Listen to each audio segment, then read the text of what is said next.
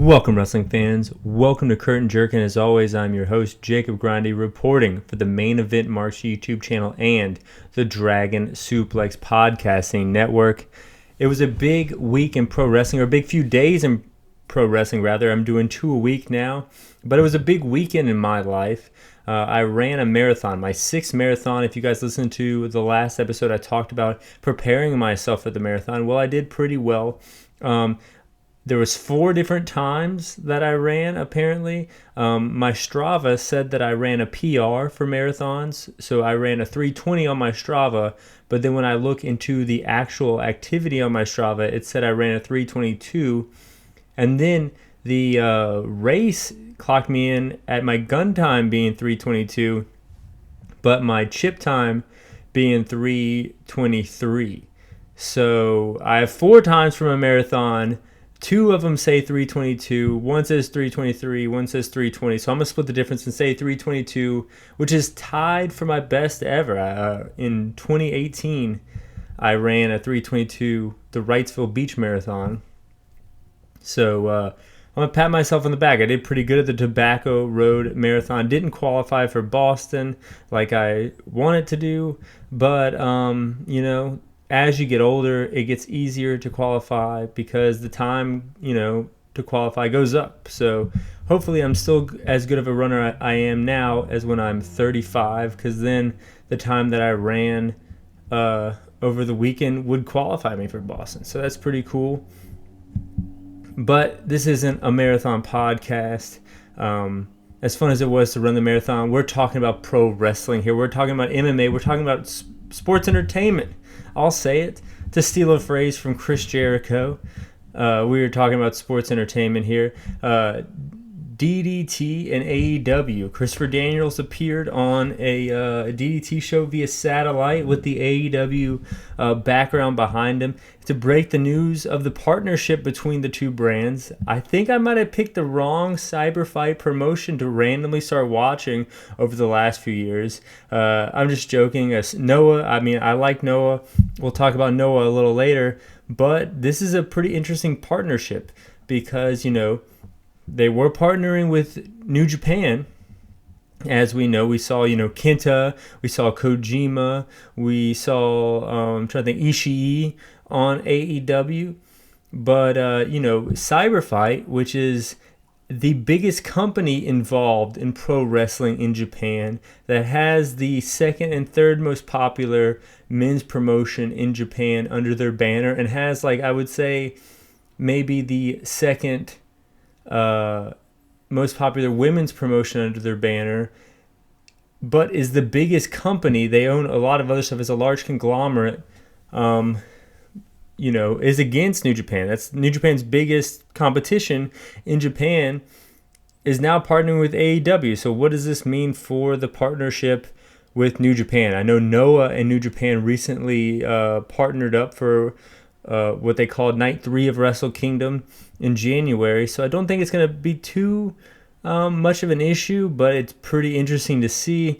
I mean, how long was the partnership with, NWA? A few of their women's champions showed up on Dynamite for a little bit, but it really didn't pan out the way, you'd think a partnership with the NWA. You thought you'd see me. I thought I was going to see Nick Aldis on Dynamite, but I never did. I'm not too big of a fan of DDT in the first place, so I might be impressed by maybe a lower level guy they'll bring over to AEW and we'll have a killer match, and might be a bigger star in AEW, might jump over. I don't know what's going to happen here. That's part of the fun with this, what do they call it? The Forbidden Door opening up here. I know Impact didn't really have too good of a time working with AEW. Maybe DDT will. I'm not sure. Speaking of AEW, some news kind of came out that was AEW adjacent. It was part of the Ring of Honor Supercard of Honor WrestleMania weekend announcement. Jay Lethal will wrestle Lee Moriarty. I hope this isn't a sign of things to come in Ring of Honor. It's two guys that signed to AEW, kind of spun their wheels a little bit, had a hard time getting on TV. Now they're trying to make it a big deal that they're going to be in Ring of Honor. I mean, Jay Lethal is an ROH legend, don't get me wrong, but I don't think Lee Moriarty ever wrestled in Ring of Honor, so it's weird to see him a part of this Supercard of Honor. But, I mean, it looks like Tony Khan just kind of threw, stuff that he's having a hard time with over on this Supercard of Honor thing. This match could have just been on Dynamite, and they, something happens, and then we see the payoff at Supercard of Honor. I really don't know what they're doing with Ring of Honor. It's kind of interesting because, I mean, Cody Rhodes, the Young Bucks, Kenny Omega even appeared on Ring of Honor. A lot of guys who were on Ring of Honor who got, Ring of Honor super successful 2016, 2017, 2018. And then All In happened, which was funded by Ring of Honor, was kind of the birth of AEW. And Tony Khan started AEW, took all those guys with him. So it's kind of interesting to see now that he, now owns Ring of Honor outright. Like, why didn't he just buy Ring of Honor back when it happened? I guess it was Sinclair at the time. I'm not really sure. But I don't want to see AEW main event. They already have Dark, which is cool. But it just seems like they just bought it just to buy it. I don't know. It's going to be a good show. FTR and Briscoes is going to be a good match. Lee Moriarty and Jay Lethal is going to be a good match. I'm going to be watching Spring Break during WrestleMania weekend. I'm going to be watching WrestleMania over WrestleMania weekend.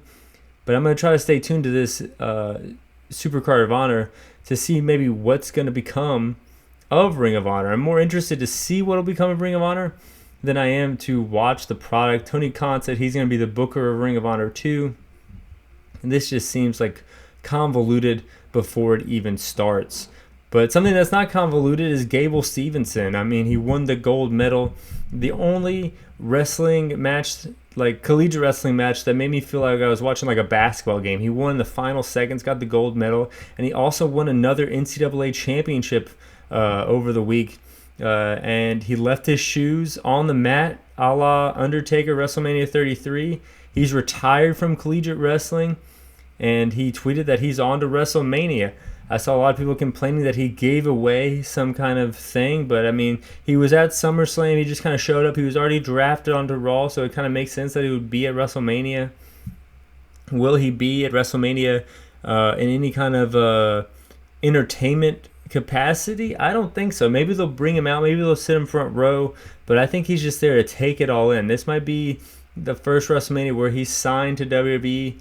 I think, if not the Tampa one, but the Tampa one was kind of a, limited capacity and all that.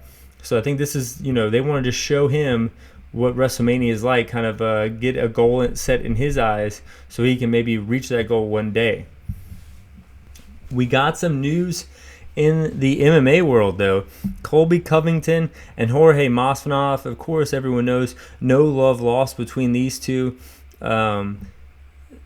We talked about their fight a few weeks ago on this show. Went 5 rounds. It wasn't a title match, but went 5 rounds because these guys hate each other. They were former friends, former roommates, and now they can't get along. Both live in Miami. Colby Covington said he's the king of Miami.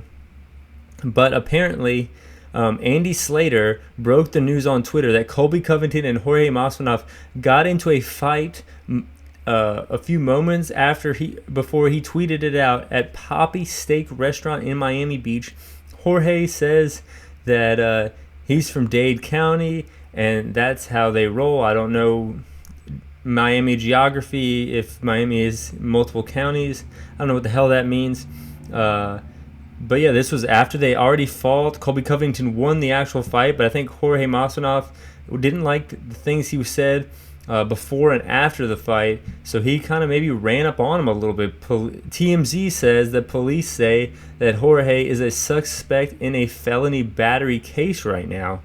This just came out last night, Monday night, and this is way more interesting than Raw going into WrestleMania. I'll say that. I mean, Stone Cold Steve Austin, Kevin Owens coming out being Stone Cold Steve Austin. That was good. That was one thing that had people talking. But that happened in the first 5 minutes of the show. So if it's a 3-hour show and everyone's talking about what happened the first 5 minutes, I mean, I would just get on my phone and start, scrolling. And if I'm scrolling on my phone and I hear that Colby Covington and Jorge Masvidal fought in the streets of Miami, that's going to hook me a lot more than the stuff they're getting, the stuff that's happening on Raw right now. I feel like UFC and, stars of actual fighting, they're kind of telling a better story and a more entertaining story than a lot of wrestling is right now, which is pretty interesting.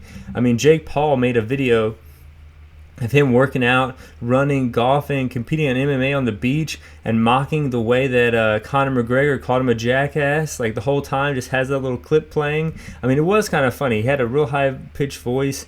I think the way Conor McGregor said it originally, he was supposed to be funny, but it was a little silly to hear how he said it. I don't know, it's hard to really explain. You just got to go see it yourself, I guess. But Jake Paul did go on to say, when asked about Conor McGregor, he said, "Who says I'm not worried? He's been at it for 15 years, but I know I have a great chance given I'm rising and he's declining," which, I mean, Conor McGregor would have a lot to fall for him to kind of meet, someone who's never had an MMA contest before, I would say. He says, "I'm just built different," which I would have to agree with. Jake Paul is built different than a lot of people. A lot of people don't want the smoke on social media, don't want to say the things he says. They're worried about things like that. And he just goes out and says it, gets attention, and he's been successful at it. I mean, he's an undefeated boxer, punching out, retired fighters and basketball players and stuff. But Conor McGregor isn't a retired fighter, and at his peak was a better fighter than anyone Jake Paul's ever faced. I'll say that. But this is just an example of, like I was saying, is that MMA and boxing right now, and Jake Paul, Conor McGregor, Colby Covington, Jorge Masvidal, they're telling better stories than WWE is going into WrestleMania. I mean, look at UFC London over the weekend. I love UFC going to London. It's like if UFC was written and directed by Guy Ritchie or something. I don't know who Alan Arnold was, but I know who he is now because he fought Dan Hooker, and they did a co-main event. The great words of CM Punk, former UFC star. There's only one main event. We all know what it is. It's the last match. First round, Arnold, UK guy fighting a Kiwi, a guy from New Zealand. Arnold connects with so many punches, he kind of trips over his feet trying to just connect more punches. Hooker bleeding. A break happened for a second, but then the onslaught just starts right back up again. Ref has to call it in the first round. Featherweight division just got a new contender, Alexander Volkanovski. Watch out, man. No, I'm just kidding. But it was a good fight, and he's a pretty entertaining guy. He talked about how Dan Hooker said he's going to have to take him to the ground in order to beat him. But he stood on his feet and knocked him out. Said that that's what the British guys do. Crowd, of course, loved hearing that in London. They popped huge. But this is pretty interesting. The main event here, Tom, hopefully I'm saying his last name right, Asperl. Apparently he's the son of the first person to bring jiu-jitsu over to the UK, trained with the Gracies, and then this guy trained his son, Tom Asperl, versus Alexander Volkov. That's right, Alexander Volkov, not Nikolai Volkov for the wrestling fans, Alexander Volkov, tatted up, looking like Malachi Black in there, but he's from Russia. And when they announced that, the crowd booed vociferously. As I stumble over my words, I can't say that word, but you know what I mean, vociferously. I mean, it was kind of eerie to hear. I mean, this guy's not Putin. He's not personally invading a country, but they did boo the hell out of him.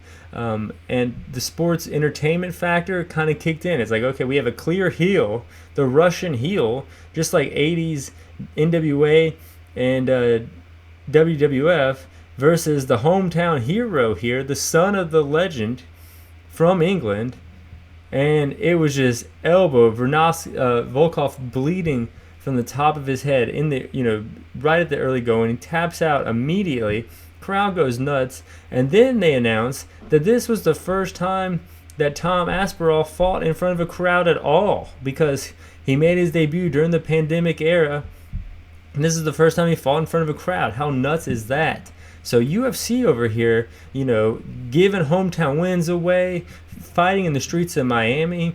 If you're following UFC right now, that feels like WrestleMania season. That feels like, a peak time period to be watching, where WWE, the coolest and best part of the show happened in the first 5 minutes.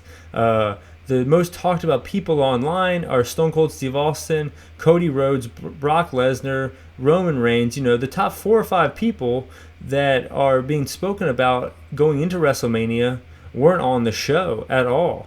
And then you got Seth Rollins, the guy who has the most TV time on the show week after week, without a opponent.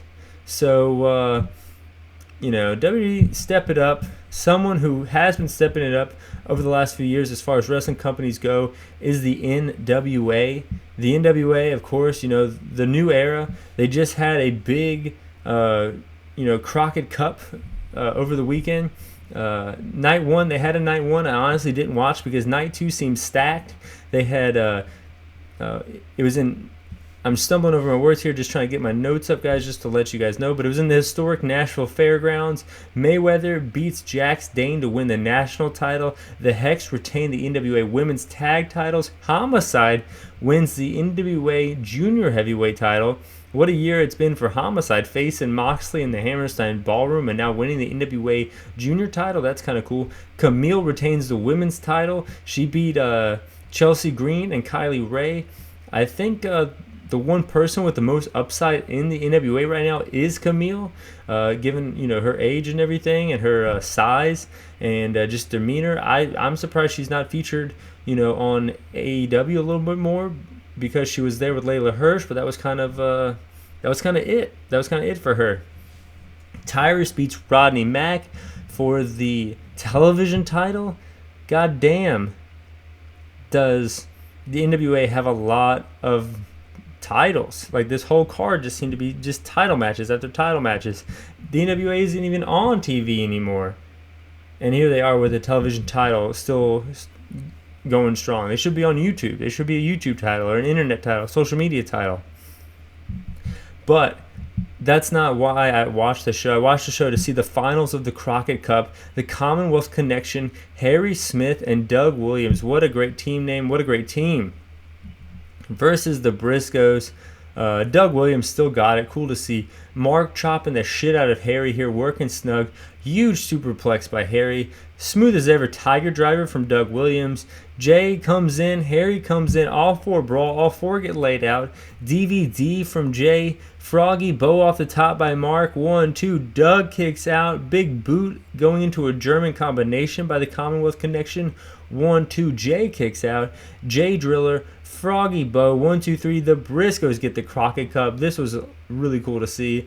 A lot of people want the Briscoes to sign to AEW, but I think they can have a Cardona-like run in the Indies. They're already in GCW. They're already winning the Crockett Cup in the NWA. They already are kind of having that Cardona-like run given the promotions they're in. But I think they could, go to New Japan as Japan opens up a little again. I think I can see them in AAA, Crash, MLW. I can see them bouncing around, controlling their own narrative, if you want to take a phrase from EC3 and everything like that.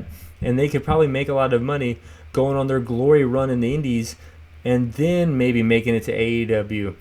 Because AEW is filling up quick. I mean, they literally just formed Daniel Bryan and Moxley as a team, and the Hardy Boys just came in. So if the Briscoes come in on top of that, I mean, there would be 3 new teams within a few weeks in a tag division that's already stacked, that's already being able to have battle royals featuring exclusively tag teams 2 weeks in a row.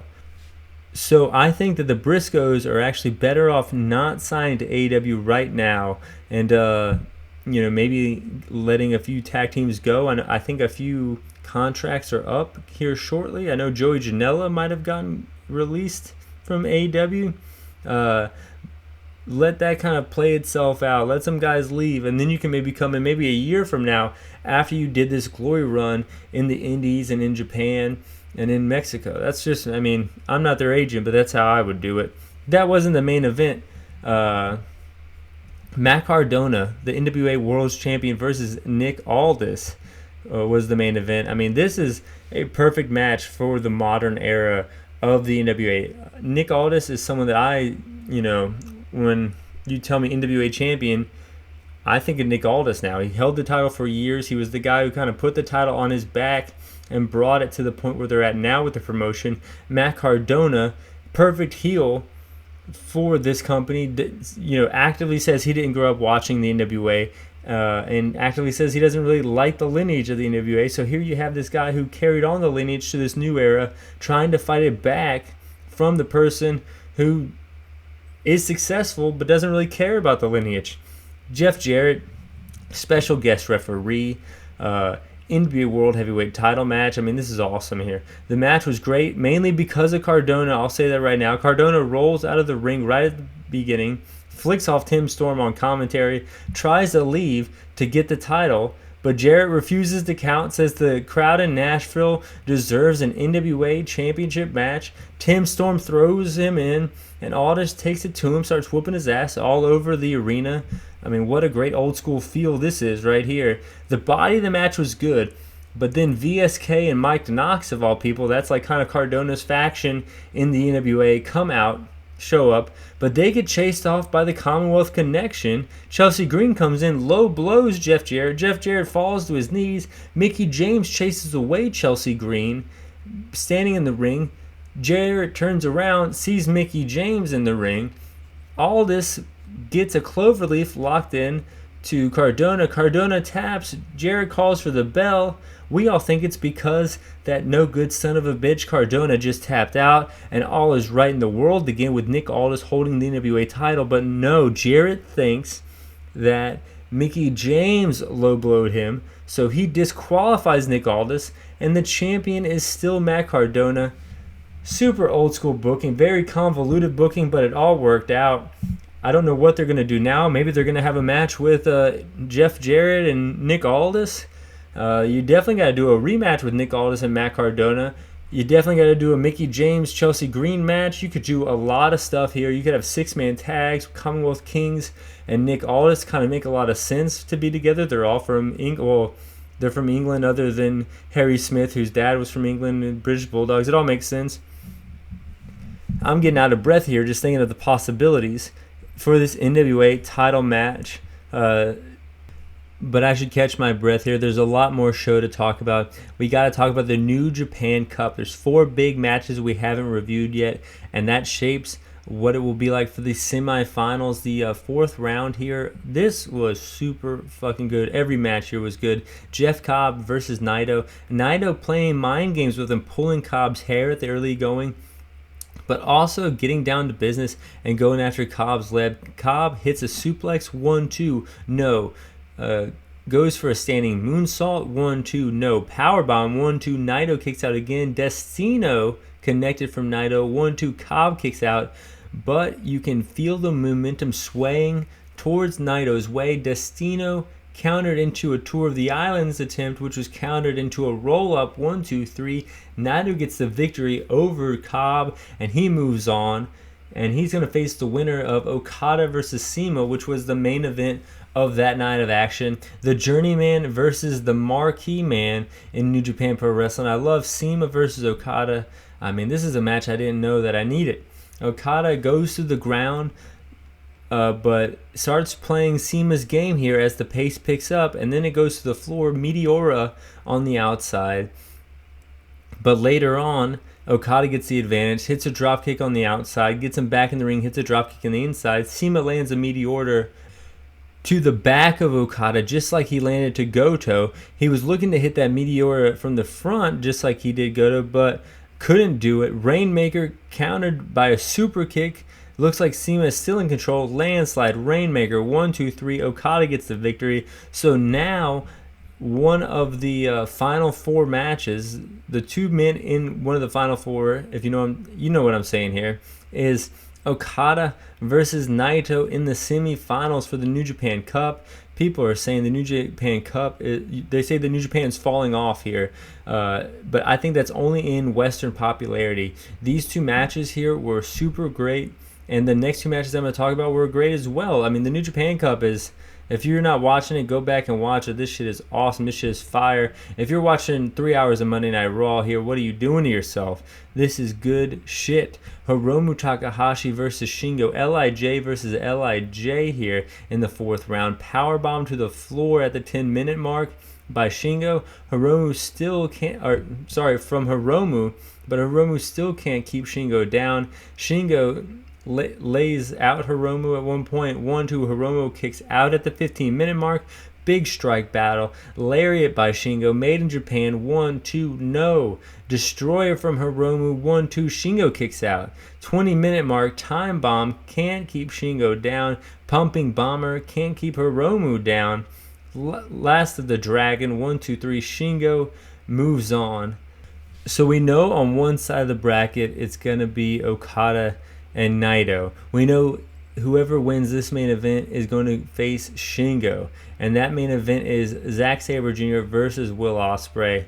Last Curtain Jerkin, we spoke about how Chase Owens staying in Japan was a super smart move during the pandemic because he kind of moved up the ladder, and the outcome of this match kind of showcases that as well. One guy stayed in Japan, the one guy who was the world champion at the time left, and I think that maybe that weighed into the decision of the outcome of this match here, but it was a great match.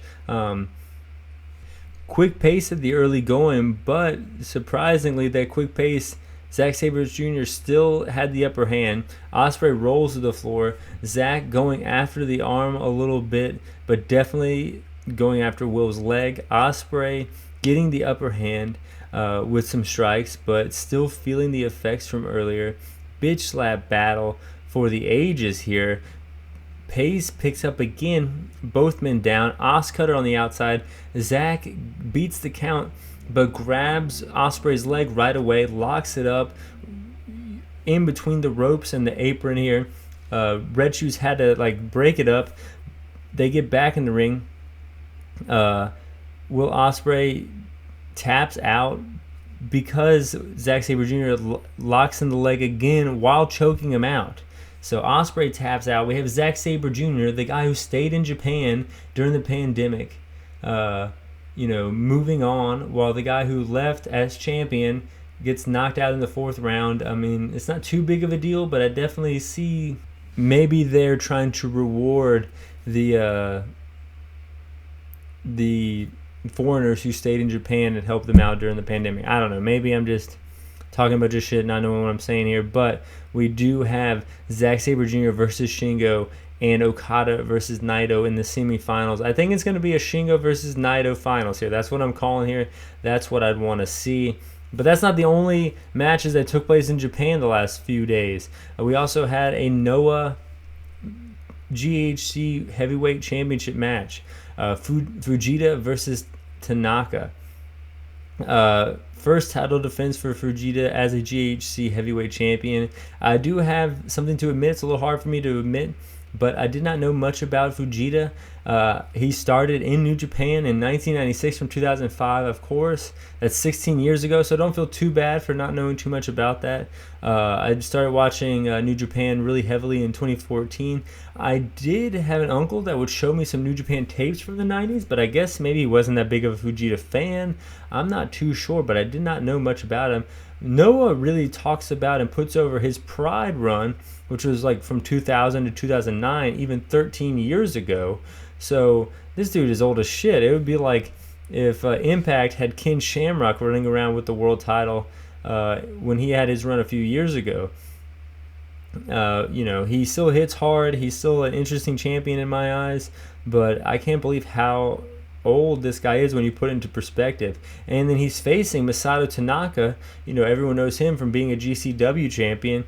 And it was cool to see Tanaka in this environment. The smoky, dark arena reminded me of the FMW VHS tapes I would get at FYE featuring Masato Tanaka. So the stage is kind of set here. These two veteran gladiators going at it for the GHC championship, heavyweight championship. This match was not as good as other GHC title matches I have seen, especially with from Go Shiozaki, I would say. Tanaka in control of the early going after the leg of the champion. Fujita gets the momentum, and he goes after the leg of Tanaka. Tanaka gets out, gets the momentum on his side, yells Superfly, goes up to try to hit just like Jimmy Superfly Snuka, but Fujita gets his knees up before Tanaka even jumps. So that looked really bad. Kind of took me out of the whole match. They fight on the ramp. They get back in the ring. Tanaka lands the crossbody, the Superfly crossbody. But his success was short-lived. Got caught with a chokeslam, superplex off the top. Both men laying there. But as they get up, they start this strike battle, just teeing off on each other with forearms. And then I kind of get hooked again. This strike battle kind of saved the match going into the ending here. Beast bomb, soccer kick from Fujita. 1-2. Tanaka kicks out, only to get hit with the exact same combination again. Beast bomb, soccer kick. 1-2-3. Champion retains. Fujita wins the match. I have already pulled up Fujita versus Nagata match from 1996 in my New Japan World. I'm going to watch that along with some Reckless Use matches from IWTV tonight. I'm going to, not research, but just kind of enjoy some wrestling that I haven't really delved into. So, I have my homework for this evening. I hope you guys enjoyed this show. Fly high. I'm out.